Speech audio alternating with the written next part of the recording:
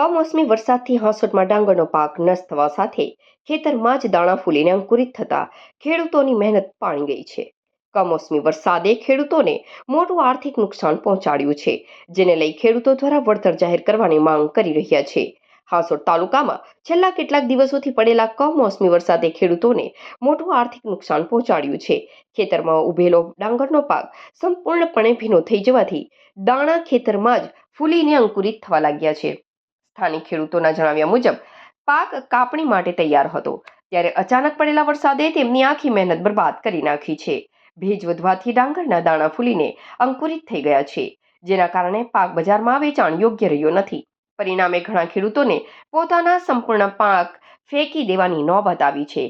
ખેડૂતોનું કહેવું છે કે આ વર્ષે તેઓને સારી ઉપજ મળવાની આશા હતી, પરંતુ કુદરતી આફતને કારણે હવે તેઓ મોટી આર્થિક મુશ્કેલીઓનો સામનો કરી રહ્યા છે. ખેડૂતોએ સરકાર પાસે વહેલી તકે નુકસાનીનું વળતર જાહેર કરવાની માંગ કરી છે.